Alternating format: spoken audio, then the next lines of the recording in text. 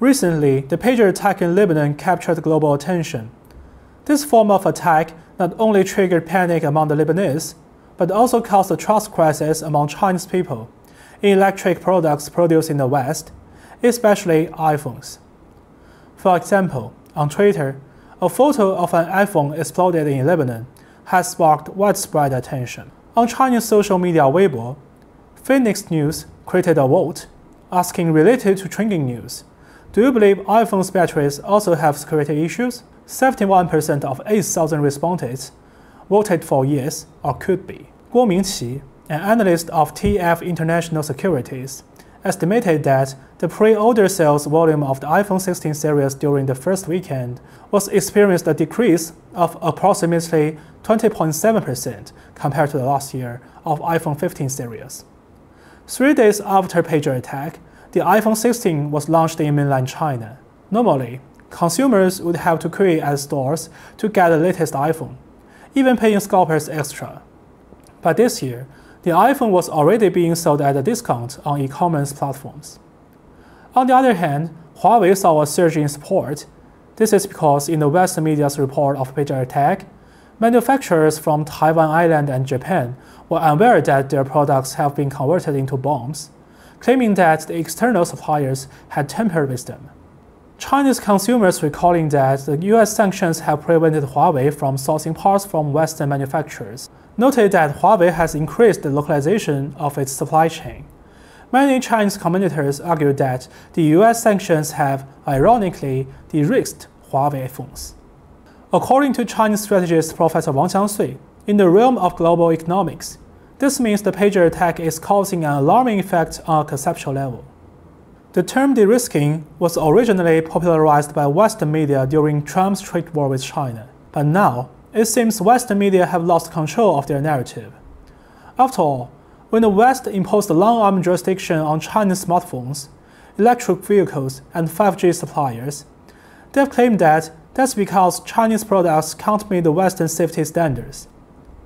These claims only hold water if consumers believe in them, making such jurisdiction legitimate in democratic societies.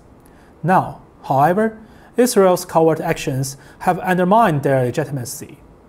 If Western countries and Taiwan authorities cannot prove that they can protect their supply chain from the Mossad, they will lose their authority to define safety standards in China and around the world.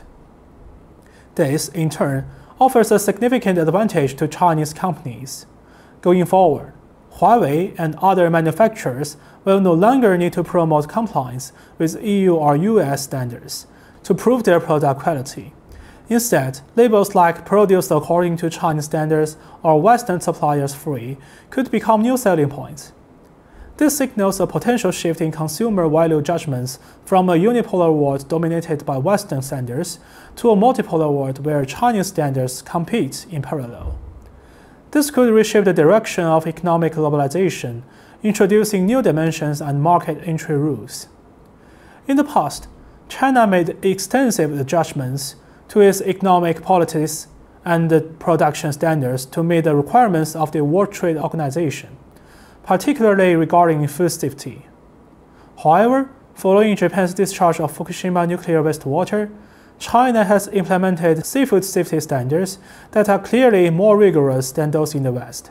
To adhere to these standards, China's Ministry of Foreign Affairs engaged in active diplomacy and successfully persuaded the Japanese government to accept China to conduct its own independent sampling tests.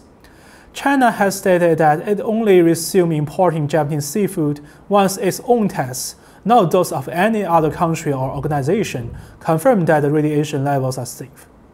This approach has received widespread public support within China. This raises the question, what caused the international standards to lose the trust of Chinese consumers? Perhaps this problem would not exist in the first place if some countries could keep double standards and even terrorist attacks out of the supply chain of civilian products. 朋友都知道我是很挑剔的，防晒乳我选 Kiss 皇家呵护抗光清爽高防晒凝露，因为它有媲美蓝光神盾的抓藻植萃，保护我在阳光下延缓肌肤老化，维持青春弹力，可以防御工作环境里的3C 商品，各种光源对肌肤的伤害，擦起来清爽不黏腻。我特别喜欢它做到海洋友善，365天，天天抗光抗老化，是我的保养日常。你呢？呵护您，呵护全家人，专属你的 KS Royal Care 抗光清爽高防晒凝露。